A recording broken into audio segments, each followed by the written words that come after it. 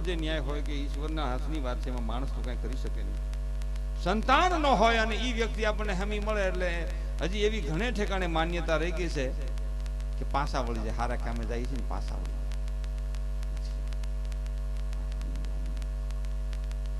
મિત્રો, મારે એક દર્દ ભરી મારી અપીલ કરી છે. એ દંપતીનો શું દોષ છે? સંતાન હોવું ન હોવું એ તો ઈશ્વરના હાથની વાત છે. કોઈની બેન, કોઈની દીકરી હારે હોય અને બેન હામી મળે અને આપણે પાછા વળી જાય કે ખાનગીમાં અવળાવળી વાતો કરી કે હામી મળી છે ને એ ભાઈ હમું મળે છે, નથી જવું, આપણું કામ સફળ નહીં થાય, અપશુકન થાય છે. જીવનમાં શુકન અપશુકન એવી વાત હોય જ નહીં, બની જ ન શકે. ઈશ્વરે બનાવેલો સૂરજ છે ને ઈશ્વરે બનાવેલી રાત્રિ છે, બની જ ન શકે. અને એમાં જો કઈ પાપ લાગતો હોય તો આખા જગતના એવા દંપતીનું, આખા જગતના એવા દંપતી હોય જેને સંતાન ન હોય, જો કઈ પાપ લાગતો હોય એનું મોટું જોવાથી, તો આખા જગતના એવા દંપતીનું તમામ પાપા મનસુખ વસોયા ભોગવે, ભલે હું કરોડ વર્ષ નરકમાં રહું. એવું બની જ ન શકે. માણસનું મોઢું જોવાથી અપશુકન થાય, વાત બિલકુલ ગેરવ્યાજબી છે. આ વાત શક્ય છે જ નહીં.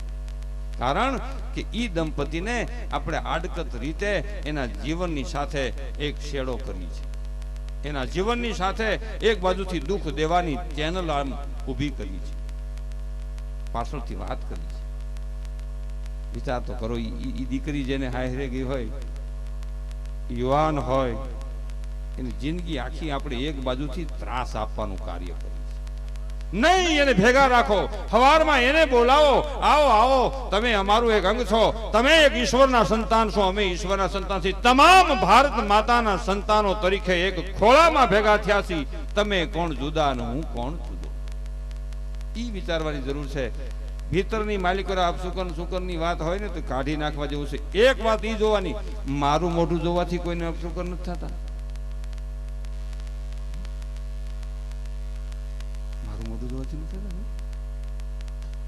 આપણું મોઢું જોવાથી કોઈની જિંદગી બરબાદ નથી થતી. બહુ વિચારવા જેવું છે. બીજાના અવગુણ જોવા કરતા ભીતર તપાસ કરવાની જરૂર છે. મારી ભીતરમાં કાળેબ કેટલી બધી છે, વિચાર તો કરો. ઈ દીકરી હોય, યુવાન, ઈશ્વરના ઘરની કોઈને ખબર નથી શું બનતું હોય, અને એને સંતાન ન હોય, એને આમ હાલી આવતી હોય ને આપણે આપણી ખડકીમાં ઝાપામાં ડેલીમાં ઘરી જવું કેટલે અંશે વ્યાજબી છે.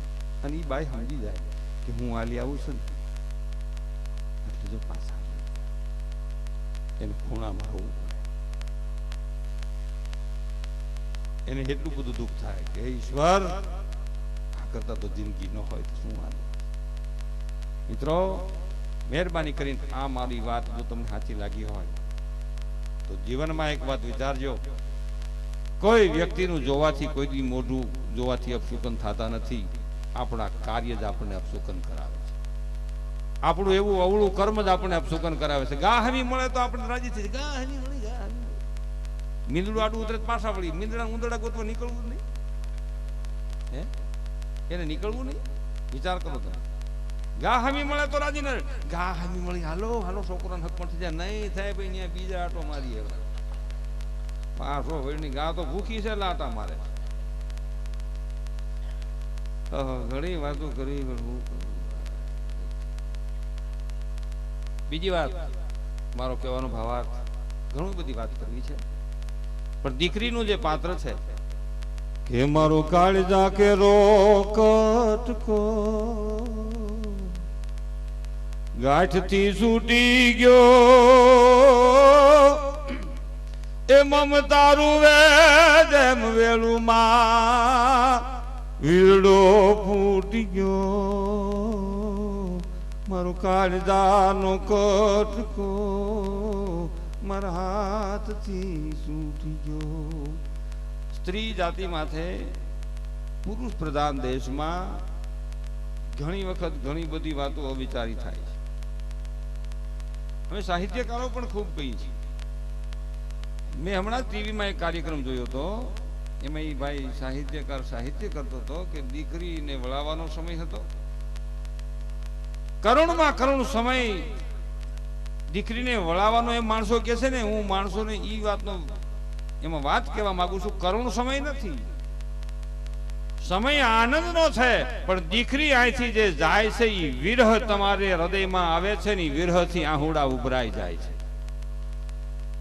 કોઈને કેવું નથી પડતું, એમાં રોવાનો અભિનય કરવો નથી પડતો. દીકરી પાત્ર જેવું છે, દીકરી લાડનો ખજાનો છે, લાગણીનો ખજાનો છે ને. દીકરી 50 વર્ષની થઈ ગઈ હોય ને બાપના ઘરમાં આટો દેવા આવે બાપને ઘરે, અને ખડકીમાં ડેલીમાં ઝાપામાં દાખલ થાય એટલે એની માને તરત જ પૂછે કે મારા બાપુજી ક્યાં છે, મારું બાપુજીની તબિયત તો બરાબર છે ને. આ દીકરીનું અદ્ભુત પાત્ર છે. ઠેસ લાગે તો કે ખમા મારા ભાઈને, ખમા મારા વીરાને. પગનો અંગૂઠો તૂટી ગયો હોય, આ દેશની સ્ત્રીના પગમાંથી લોહી હાલ્યું જતું હોય, છતાંય કે ખમા મારા વીરા. અને એની આજ આપણે આડકત રીતે મસ્કરી કરતા હોય છે. કેવી રીતે? હું જોતો તો એક સાહિત્યકાર હતા, એને કોઈ પૈસે કે આમ જાન વળાવવાનું ટાણું, બાય રોતી હતી એટલે અણવરને ઓલો વરાજો કે છે, એવો જોક્સ કર્યો કે આ મારી ઘરવાળી કેમ રોવે છે, મારી વહુ કેમ રોવે છે, મારી વાઈફ કેમ રોવે છે, મારી વાઈફ રોવે છે કેમ? એટલે અણવરે એમ કીધું કે આ 20-25 વર્ષથી આના બાપને ઘેર હતી, ભાઈઓ કુટુંબ હગાવાલા છે, બધાને મૂકીને તારી ભેગું આવવું પડે એટલે રોવે છે, એટલે એને દુઃખ લાગે છે. તાર કે વરાજો રોવે એટલે તું હું કામ રો, તું એલા હું કામ રો, તું શું કામ રો, નો રોવતી શું કરું કે 20-25 વર્ષથી જેની ત્યાં હતી એને મૂકી દે, મને મૂકતા શું વાર લાગે? બસ એ તમારું હાસ્ય જ મારે જોતું, એની પાછળ જ મારો જવાબ છે. આ દેશમાં ભારતની સ્ત્રી, ભારતની દીકરી એટલું બધું મહાન પાત્ર છે. ભારતની માં. તમે અયોધ્યાનો આપણે ભગવાન રામના જન્મમાં મળ્યા છે ને, એનો ઇતિહાસ તમે જોવો. અયોધ્યાથી મિથિલા રાજા જનકને ત્યાં 4 વરરાજાને લઈને ગયા ભગવાનને, લક્ષ્મણને, ભરતને, શત્રુઘ્નને પરણામ. રામ લક્ષ્મણ તો ત્યાં હતા ને પછી અહીંથી આ બેની જાન જોડી. માં જાનકી જનક વિદેહીના દીકરી, એના ભાઈઓની દીકરી ઉર્મિલા, સુરતકેતીને માંડવી, ચારે ભાઈ ને અમે હંમેશા બેનો લગ્ન થયા. જાન ખૂબ રોકાણી અને જાન વળાવવાનો જ્યારે સમય આવ્યો, રામાયણમાં તમે આ જોજો દ્રશ્ય કેવું બતાવ્યું છે. રાજા જનક વિદેહી રડ્યા, સુનૈનાજી રડ્યા, મહારાજા રાજા ખુદ દશરથ રડ્યા, કૌશલ્યા કઈ સુમિત્રા રડ્યા. અરે આખું જાનમાં આવેલું તમામ માનવ સમાજ રડ્યું, આખું મિથિલા હિબકે ચડી. દીકરીને વળાવવાનો પ્રસંગ જેવો કરુણ છે. આપણે ઘરેથી બેન દીકરી આપણે વળાવી છે, માણસને રોવું નો. બધાને એમ કે હું પડે દીકરી હારે જાય પારકી થાપણી એમ કરીને આપણે વાતો કરતા હોય, પણ જ્યારે દીકરીને તમે બેનને મળવા જાઓ અને ઈ બેન જ્યારે તમારા ખંભે માથું મૂકીને કે ભાઈ, દીકરી હોય કે બાપુ બાપુ, અને તઈ તમારા આહુડાને કેવું ન પડે, બહાર નીકળજો. એની મેળે શ્રાવણ ને ભાદરવો આંખોમાંથી બહાર વરસવા. કહેવાનો મારો ભાવાર્થ, દીકરી બે ઘરને તારનારી એક શક્તિ છે, અને દીકરો પણ મહાન છે, દીકરાથી વિરુદ્ધ નથી. પણ જે આપણામાં ભેદ છે એ ભેદ મટાડવા માટે હું વાત કરું છું. દીકરો ને દીકરી ઈશ્વરના સંતાનો છે. દીકરો હોય તો શું, દીકરી હોય તો શું, એ તો નાથ તારી કૃપા છે. તને જે મંજૂર હોય એ મંજૂરી અમારે સ્વીકારવી અમારો પવિત્ર ધર્મ છે. હવે બેન અર્ચનાબેન વ્યાસ ને પછી પાછી આપણે તમને પૂછેર આવશે, ત્યાં સુધી આનંદ કરાવશું. રામચંદ્ર ભગવાન કી જય.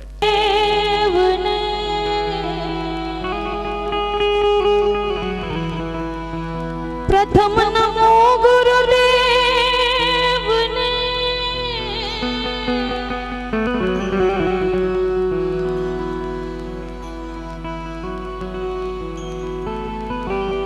જેણે આપ્યું નિત જ્ઞાન, એ જ્ઞાની ગુરુ ઓળખ્યા, આવું મૂક્યું દેહ